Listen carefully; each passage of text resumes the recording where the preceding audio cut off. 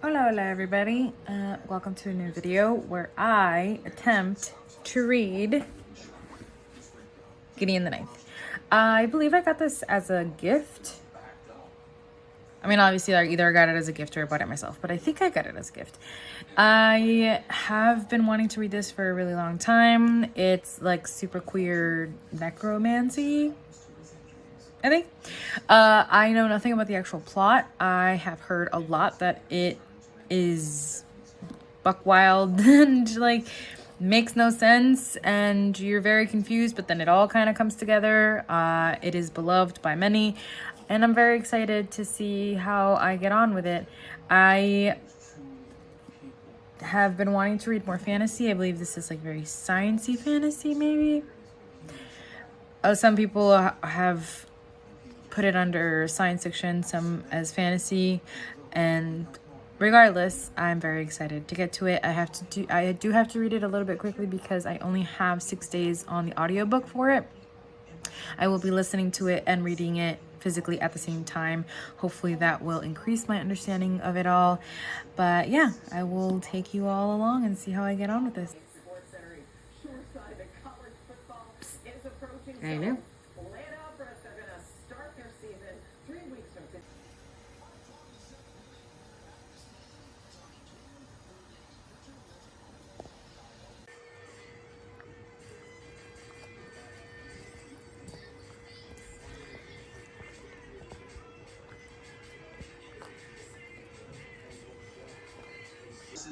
Heels are on the mat.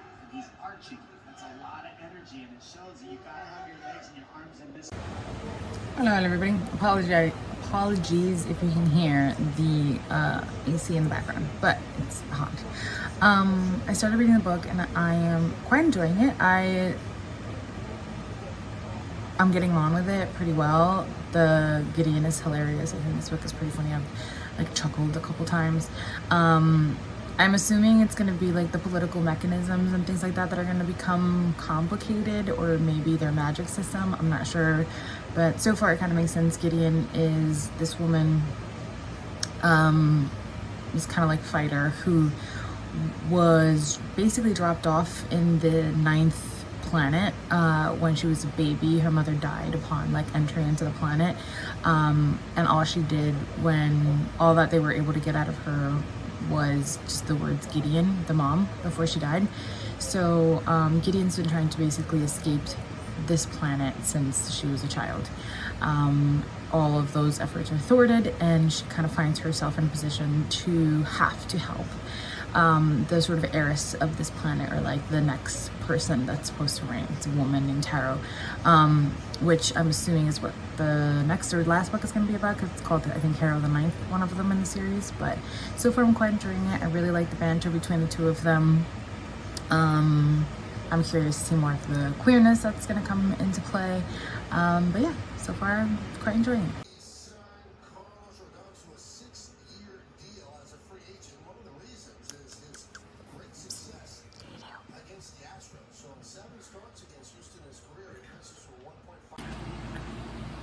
So I'm reading more of the book and I'm starting to get questions.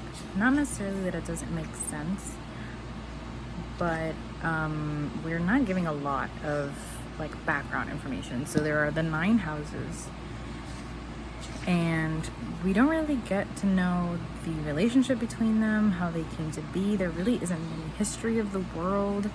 So I guess in that sense, I don't really know what's going on and kind of the purpose of all of this so far, with the exception of like all of these people from the 9 houses trying to be like a new like person for this necromancer divine, or like their emperor, like a new lictor.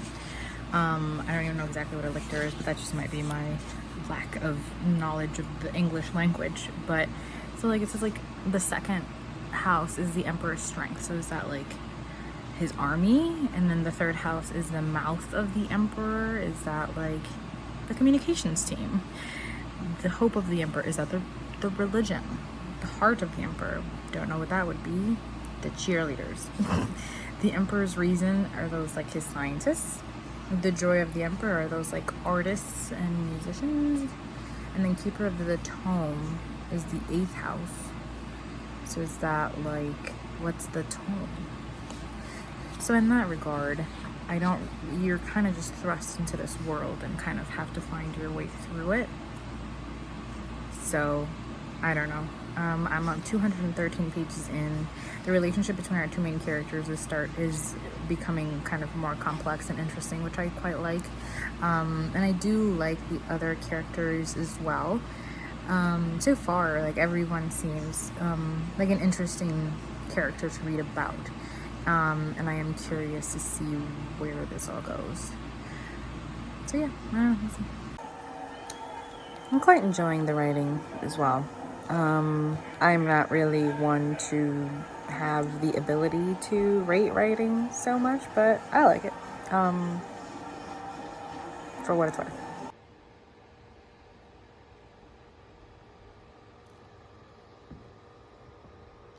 Hello everybody. It is August 10th. It's taken me a little bit longer than normal to finish the book. I think because I don't want to just listen to the audiobook, because it is one that I feel I should read alongside, just because there's like random long vocabulary words that are thrown in there when they're trying to explain the magic, that I don't want to get lost or anything. So it is taking me a little bit longer than it might otherwise to get through it, but still enjoying it. About almost 60% of the way through. It is Thursday, so hopefully by the end of the weekend I'll have finished it. A little bit of a library haul. I can't remember if I've talked about this one in a recent video, but A House with Good Bones by T. Kingfisher. I haven't read any T. Kingfisher, so I am excited to sort of see what I think about it. Then we have The Town of Babylon by Alejandro Varela. This is a National Book Award finalist. I think this is a queer literary fiction, if I'm not mistaken. So I am excited to get to that one as well. And then I have Las Madres by Esmeralda Santiago. You may have heard me talk about her a lot. She wrote When I Was Puerto Rican, which is probably my favorite nonfiction book of all time, or my favorite memoir at very minimum. That is her new adult fiction book. I believe it's historical fiction, if I'm not mistaken. And it talks about a group of women who are all mothers. They call themselves Las Madres, which means the mothers in Spanish. And then I have Trust by Hernan Diaz, which is the winner of the Pulitzer Prize. And this is, I believe, also historical fiction, which is funny because I actually don't read a lot of historical fiction at all. It's not really my jam. But here we go. I have two that I'm actually quite excited about, probably because they are Latinx authors. Next month is, of course, Latinx Heritage Month, or it starts. So yeah, I mean, that's not really why I picked these up. I just picked these up because I was very excited about them. But yeah, I can't wait to get through these as well. So I might do dedicated reading vlogs for those. So if there's any of those that you're particularly excited about, let me know. Or if you've read them and have thoughts, let me know as well. I do have to keep going back and forth to check the list of characters because I keep forgetting everybody's name. So there's been some interesting developments in the relationship between our two main characters, Gideon and Harrow, that I quite enjoy. I like the complexity of their friendship and of them as individuals and how it's developing through the story. So that's been really nice to read towards the end. Shit has kind of really ramped up, and we're getting to see who all has been causing the havoc. I'm not sure if I explained the sort of premise of this story well, but essentially there are the 9 houses that I talked about earlier, not really knowing kind of their relationship to each other and what their purpose was, but the sort of leaders of each have been called to one of the houses, or the first world or house, to do something that will ultimately make that the leader of whichever house wins the new lictor for the emperor.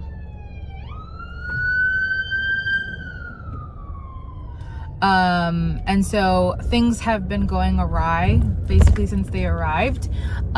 People are dying, things are happening, and so we're finally getting to the bottom of it all. So yeah, I'm almost at the end. I'm like at the 90% mark right now. What I find that I don't know she did a really good job of is sort of setting the time for this story. So I don't that I can recall, there really isn't like a date or a time, or sort of like if this is in relation at all to our world and it's just like a future or fantastical version of it, or like I'm not sure like what exists and what doesn't, but there's times when certain things will be mentioned that I don't know particularly make all that sense. Like someone mentioned the word like douche, and I'm like, does that exist in this world? I don't know, but I mean, other than that, I'm enjoying my time with it. So it is done. I have finished. I quite like the resolution. I think that it culminated well, given the story that we were provided, and I'm excited. There was some times in which I thought like, oh, maybe I'll just read this one. I don't know if I'm invested enough to continue on to the next one, but I did like the way that it wrapped up, and I liked the development of our character, of our second main character, enough to read her as the main character in the next book. I believe the writing in the next book is quite different. I think it varies in the type of perspective in which it's written. So that should be interesting to read in its own right. But yeah, I quite enjoyed it. I think it's probably gonna go into like a 4-star for me. I think if you are mostly a sci-fi reader but would like to read more fantasy, I think this would be a good one for you. I think if you're the type of fantasy reader that mostly likes like Joe Abercrombie type, or like set in the sort of typical fantasy worlds with like horses and all that stuff, horses and castles and battles and stuff like that, I don't know if you would like this, unless you are looking to broaden that sort of fantasy horizon. I think it feels very modern, it feels very different and cool, at least for me, who does mainly read fantasy that's set in sort of like kind of our world, but like way back in the day when we were riding horses everywhere and fighting with swords instead of guns. That's most of the fantasy that I read. That's most of the fantasy that I like, but I have been trying to broaden the horizon, and I have read a little bit of sci-fi this year. And so I'm trying to, I'm very picky about the sci-fi that I read because I don't like it to feel too sci-fi, too spacey. And then I think this is good for people who like both, and who are mostly sci-fi readers and maybe want to dip their toes into fantasy. I think this would be a good one. I think it's exciting to see new perspectives and new takes and new ways of writing in fantasy. Like everything, like so many things, it's been saturated by a certain type of writer and a certain type of story, and so it's always exciting to see new things come about. I'm excited that this is a non-American or English author, so there's a lot about it that I liked. I wouldn't say it's a new favorite for me, but I did quite enjoy my time with it. I had a good time, and I recommend it if the things that I've talked about sort of seem to appeal to you. If you're looking for like fantasy queer stories or different types of stories, this would be great. It is like, it's queer, but it's not a story about queerness at all, which I like. I love when identities are just what they are. They're just part of the story. It's not like a thing or a gimmick or anything like that. It was just part of who our character was, which is cool. So yeah, I would say pick it up if it sounds like this is something that you would enjoy. I quite had fun with it. I had quite a good time with it. Thank you for watching. Thank you for listening. And I will see you in the next one.